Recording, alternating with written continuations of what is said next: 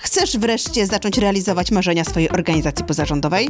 To świetnie, bo słuchasz podcastu Granty to nie wszystko, realizowanego przez Miedziowe Stowarzyszenie Przedsiębiorczości Karolinę Duchińską i Joannę Szyniec-Mazur.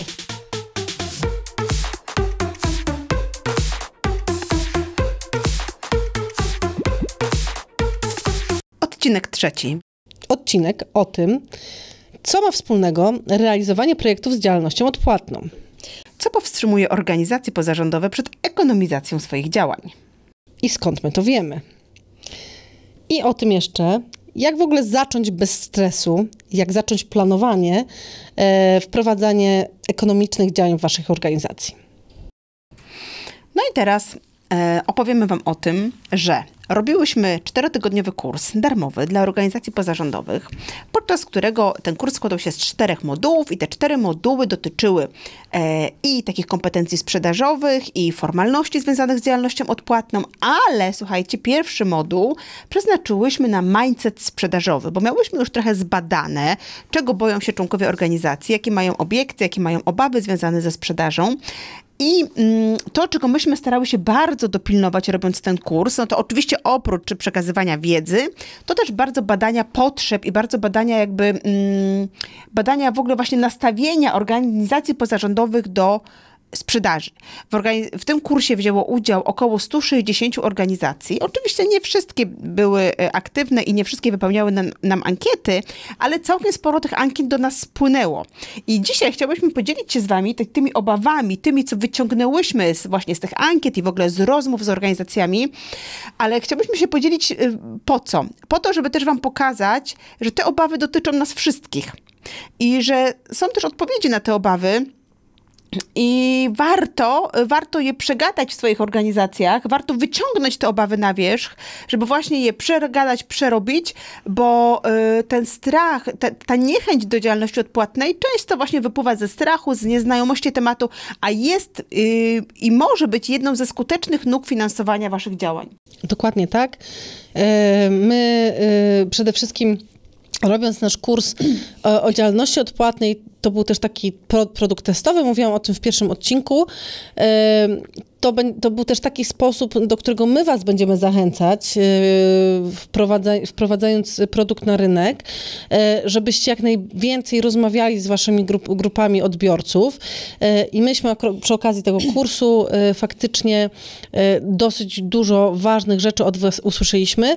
I ja w zasadzie mogę powiedzieć, że wasze obawy, obiekcje, które były związane z ekonomizacją waszych działań, są mocno powiązane z takimi 3 filarami.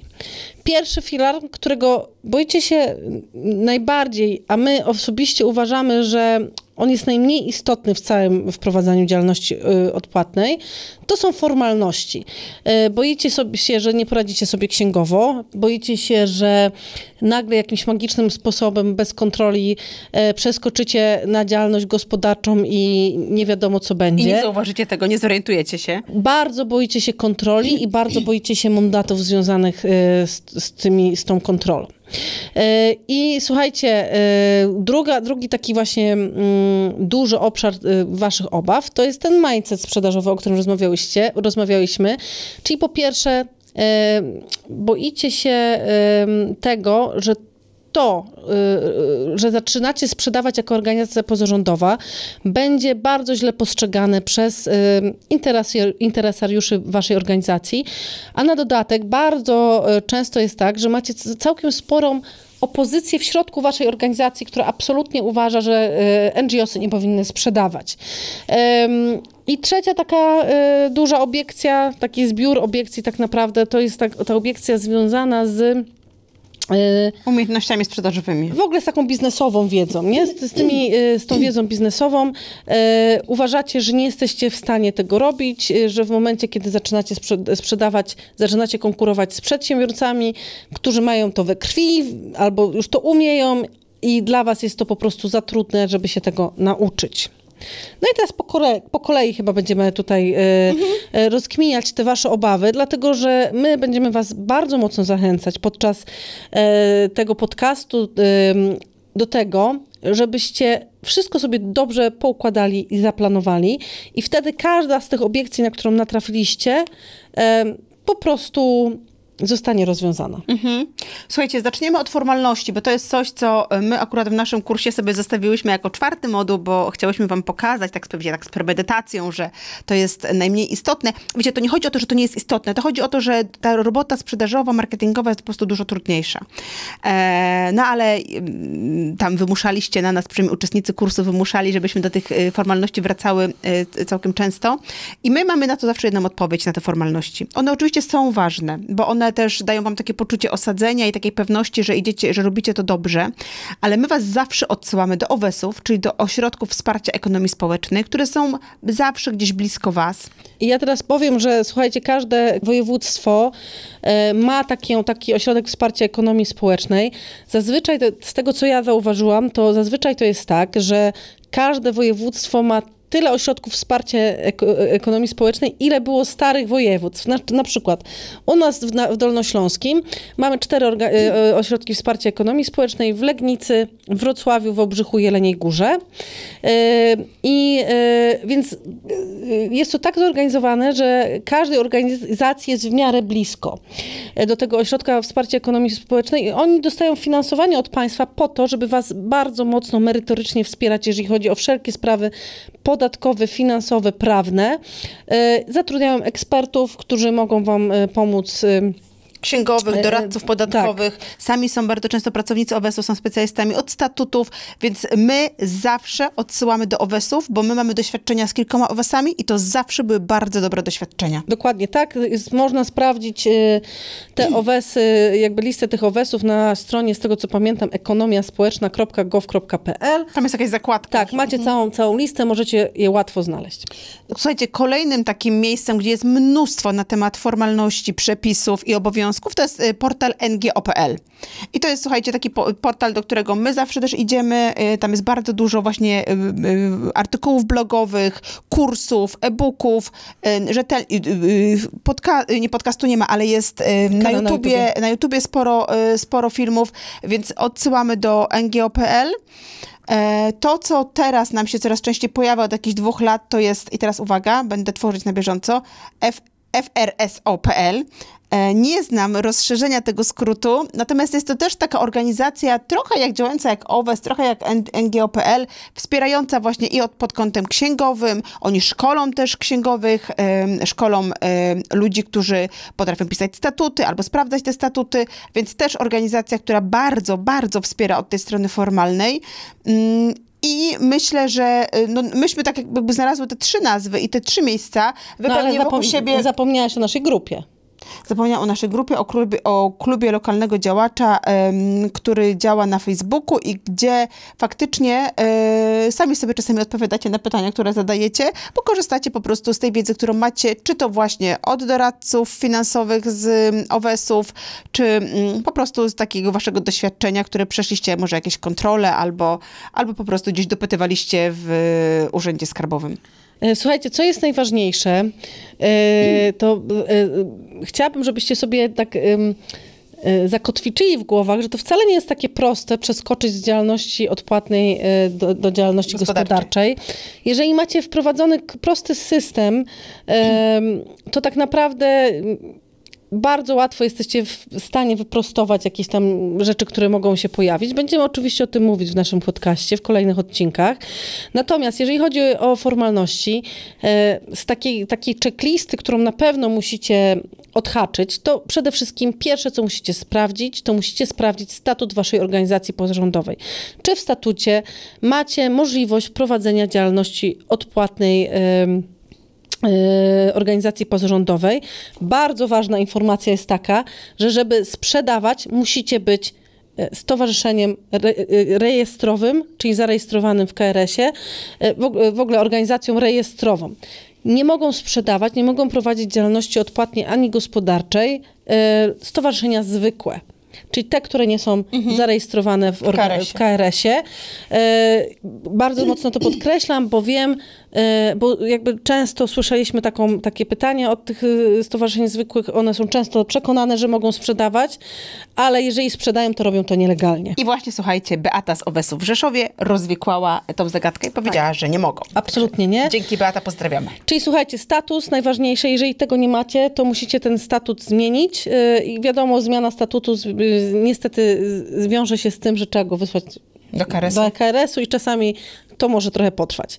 Jeżeli już to macie, to kolejnym krokiem będzie wprowadzenie uchwały odpowiedniego ciała.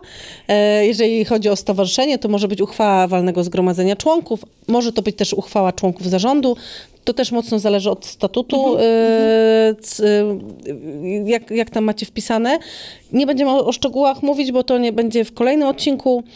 I jeżeli te dwie rzeczy macie już ogarnięte, czyli statut i uchwałę, to kolejną rzeczą to jest przystosowanie księgowości. No i teraz w zależności od tego, czy prowadzicie uproszczoną ewidencję przychodów i kosztów, wtedy po prostu musicie sobie wyodrębnić taką tabelkę, w której w Excelu będziecie całą tą działalność odpłatną rozliczać. Uwaga, przerwa na reklamę.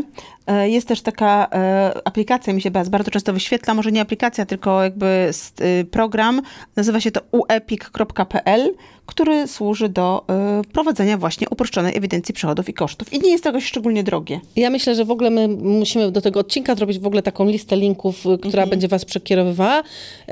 Nie wiem, czy to nie jest uepic24.pl. Może tak być. Tak, więc tutaj. Natomiast jest to faktycznie taka aplikacja, która ma to dosyć mocno zautomatyzowane. Uepic też możecie prowadzić samodzielnie w Excelu. Na przykład właśnie portal ngo.pl ma taką formatkę tego Uepicu, z której można dosyć łatwo korzystać. Więc przy uproszczonej ewidencji przychodów i kosztów tak naprawdę nie potrzebujecie profesjonalnej księgowej do wielu rzeczy. Dużo rzeczy możecie po prostu rozliczać w tej tabelce. Jeżeli macie pełną księgowość, to musicie wyodrębnić konta księgowe tylko na tą działalność odpłatną. No i tutaj bez księgowej już będzie ciężko, no chyba że sami księgujecie jako księgujecie w pełnej księgowości. Tak czy siak, niezależnie kto u was prowadzi tą księgowość, ta osoba musi być poinformowana o tym, że ta działalność odpłatna waszej organizacji zostaje rozpoczęta, bo musi tą księgowość wyodrębnić. To jest ważne. No i taka trzecia rzecz, w sumie też bardzo ważna, i to jest ten moment, gdzie faktycznie możecie przeskoczyć na tą działalność gospodarczą, to jest pilnowanie takich dwóch wyznaczników związanych z tą działalnością odpłatną. Po pierwsze, z waszej działalności odpłatnej nie możecie wykazywać żadnego dochodu. Przypominam, że dochód to jest przychody minus koszty, czyli musicie wyzerować bilans tej działalności odpłatnej. A po drugie, osoby zatrudnione na jakąkolwiek umowę, osoby fizyczne przy tej działalności odpłatnej nie mogą zarobić więcej niż trzykrotność przeciętnego wynagrodzenia. Myśmy to ostatnio liczyły, to jest około 18 000 miesięcznie złotych na jedną osobę. W roku 2023. Tak. To jest na jedną osobę. Czy jedna osoba nie może przekroczyć miesięcznie 18 000 złotych zarobku, niezależnie czy jest zatrudniona na umowę o pracę, umowę zlecenia, czy ma z wami podpisaną umowę jako jednoosobowa działalność gospodarcza. W momencie, kiedy będą takie zarobki w tej działalności odpłatnej, to tutaj już z automatu przechodzicie na działalność gospodarczą. O tym też troszkę więcej będziemy mówiły. Więc tutaj o tych formalnościach to tyle. To jest taki plan, czyli statut, uchwała, księgowość i te dwa wyznaczniki działalności odpłatnej. To jest plan na formalności. Dobra, słuchajcie, drugi plan to jest komunikacja. Czyli ta komunikacja, która ma wam pomóc właśnie w tym mindsetie sprzedażowym, w tym, żeby czasami samego siebie przekonać do tego, że sprzedaż przez organizację jest po prostu jednym ze sposobów realizacji misji, a czasami jest potrzebna do tego, żeby pokazać to członkom waszej organizacji albo waszym odbiorcom, beneficjentom. I teraz tutaj nie da się jakby wytłumaczyć tego bez takiego logicznego rozłożenia waszych działań na czynniki pierwsze, a to, od czego należy zacząć zawsze, to jest misja waszej organizacji. To jest misja i zadanie sobie pytania, po co myśmy w ogóle zaczęli to robić? Jaki był nasz cel? Czy naszym celem było spotykanie się, gadanie, nie wiem, planowanie? Czy naszym celem było rozwiązanie jakiegoś konkretnego problemu? I to może być problem, wiecie, taki w cudzysłowie, to może być jakaś potrzeba, to może być problem związany, nie wiem, ze śmieciami w parku, a to może być potrzeba wsparcia na przykład rodziców dzieci niepełnosprawnych, albo w ogóle ludzi z jakimiś niepełnosprawnościami, albo to może być potrzeba wsparcia dzieci z lokalnej społeczności.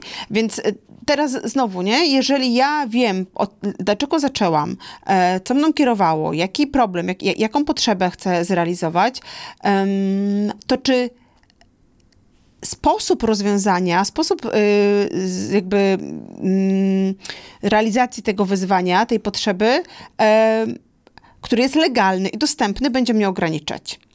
Bo my często mamy w głowie jakieś przekonania i one jakby się biorą, wiadomo, z historii, z doświadczenia, ale też z tego, co słyszymy dookoła. A często się biorą po prostu też ze strachu przed czymś nowym. I teraz pytanie, nie? Dlaczego ja jako członek organizacji, albo dlaczego inni członkowie organizacji nie chcą sprzedawać? Bo to jest jeden ze sposobów realizacji misji mojej organizacji. Ja mogę w ten sposób nazbierać część pieniędzy na realizację zadań, które pomogą mojej grupie odbiorców. Ważne to jest też taki plan komunikowania tego, nie? Żeby dobrze sobie ten komunikat przygotować, zarówno dla tych wewnętrznych interesariuszy, członków, jak i dla tych ludzi z zewnątrz. Bo to też często jest tak, nie wiem, czy wy sobie, na pewno macie też takie sytuacje, że jest taki rodzaj klientów, którzy chętnie kupią od organizacji pozarządowych, od których usłyszą, że ten zakup wesprze jakąś ważną sprawę. Więc nie ma się tutaj czego bać, trzeba się do tego przekonać i innych członków.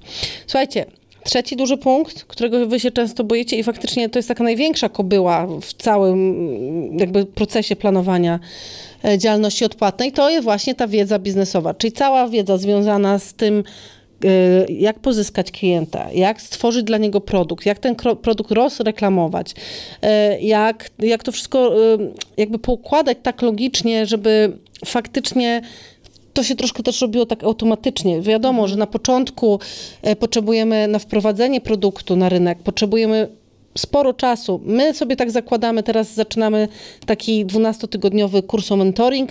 Założyłyśmy, że jesteśmy w stanie z organizacjami wypracować ten model sprzedażowy ich produktów w ciągu 3 miesięcy i jest to możliwe pod warunkiem, że faktycznie te organizacje z nami popracują, a nie tylko wysłuchają kursu, bo jakby nic się samo nie zadzieje.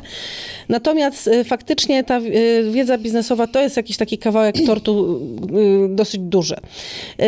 Co nam pomoże? Na pewno bardzo nam pomoże to takie dobre zaplanowanie strategii działań i dobre poznanie grupy docelowej. Bo zazwyczaj, jeżeli ktoś się gdzieś wysypuje i to nieważne, czy organizacja pozarządowa, czy przedsiębiorca, mikroprzedsiębiorca, czy duży przedsiębiorca, jeżeli ktoś się wysypuje na sprzedaży, to zazwyczaj wysypuje się na tym, że nie zna dokładnie tego, czego potrzebuje jego grupa docelowa lub produkt, który próbuje sprzedać, jest totalnie źle zaadresowany. Powinien być zaadresowany do kogoś innego. Więc tu, jeżeli dobrze poświęcimy czas na poznanie tej grupy docelowej, to ryzyko porażki jest dużo mniejsze. I chciałam was pocieszyć, dlatego że to trochę jest tak, że wy jako organizacje pozarządowe macie w ogóle piękną taką rzecz, że wy tak naprawdę badania rynku macie bardzo często już mocno zrobione. Już macie ludzi, do których docieracie, macie beneficjentów, którzy do was mówią, którzy mówią do was, czym się cieszą, mówią, jakie są ich marzenia związane z tym, co robicie. Bardzo często się dzielą tym, co robicie, więc wy macie dużo łatwiej niż osoby, które próbują sprzedawać po raz pierwszy jako firma. Tutaj was też będziemy podczas tego kursu mocno mówić o tym, że nie ma co marzyć o sprzedawaniu produktów, których nie jesteście w stanie zrealizować w danym momencie, bo brak wam zasobów. Oczywiście każdy z nas ma jakieś duże marzenia. Niektórzy mają takie marzenia, żeby mieć własny lokal i w ramach tego lokalu coś robić. Niektórzy marzą o tym, żeby sprzedawać coś, co wyprodukują, ale nie mają pieniędzy na maszyny lub na materiały. I oczywiście te marzenia są piękne i jak najbardziej trzeba je realizować, ale jakby w naszej logice wprowadzania działalności odpłatnej będziemy bardzo mocno was mówić o tym, żebyście zrobili krok do tyłu, a może nawet 3 lub 5 i najpierw popatrzyli mocno na swoje zasoby i zastanowili się, co wynika z tych waszych zasobów i z wartości, które chcecie przekazać.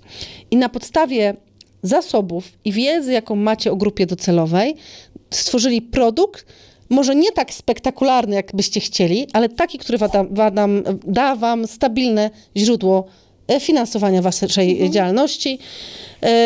No i tutaj jest jeszcze taka końcowa rzecz. Często mówicie, że nie wiecie w marketing, w promocję, w reklamę. Tak naprawdę, jeżeli realizujecie projekty, to też często to nie jest prawdziwe, dlatego że projekty też w jakiś sposób promujecie. Promujecie, rekrutujecie ludzi. To, co ja chciałabym podkreślić, co tutaj nie padło, to, że mając taką strategię, jakiś plan działania, bardzo zwiększacie szanse na konsekwencje tego, co robicie. A to, co jest kluczowe, słuchajcie, w działaniach sprzedażowych, to jest właśnie posiadanie tego planu, oparcie tego na zasobach, ale też konsekwentna realizacja. Bo to, co ja widzę, z czym się najczęściej to się wszystko wysypuje, to są takim zbyt szybkim poddaniu się, kiedy coś idzie nie tak i jakby braku wprowadzania zmian, tylko po prostu totalnej rezygnacji. Tak, ja tutaj jeszcze chciałam chyba w takim podsumowaniu jeszcze powiedzieć do was, że jakbyście tak popatrzyli na to z boku i porównali wprowadzanie produktu na rynek i pisanie projektów, i realizowanie projektów, to te dwie rzeczy są bardzo mocno do siebie zbliżone. Po pierwsze, słuchajcie, zaczynacie pisać projekt, to na co patrzymy? No na regulamin. Na regulamin. Często te regulamin to są podręczniki, które potrafią mieć po kilkadziesiąt stron lub więcej.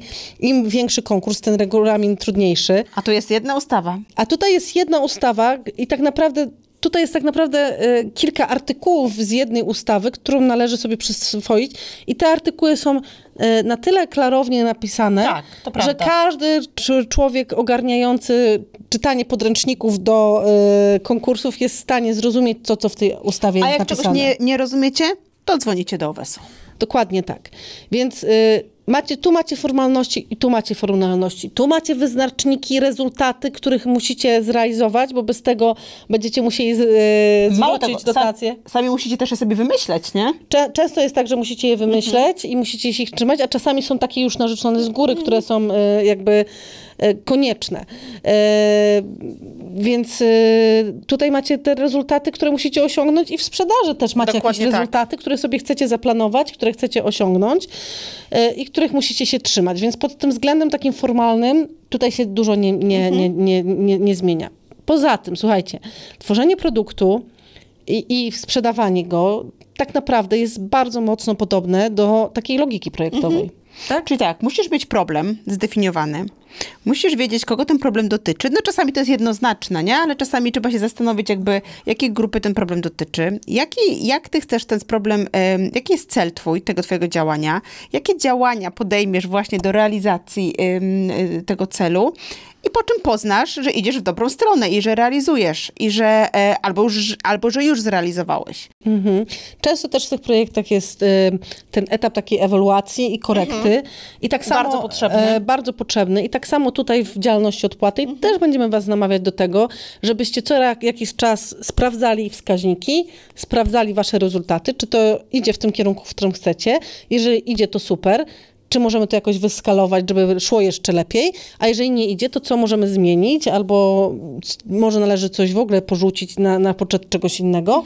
Więc słuchajcie, najważniejsze, co dzisiaj chcemy wam powiedzieć, że sprzedaż w ramach ekonomizacji działalności odpłatnej w organizacjach pozarządowych, to tak naprawdę jest to samo, co realizowanie projektów i pisanie. A na pewno bardzo zbliżone. Bardzo zbliżone. Nie bójcie się tego.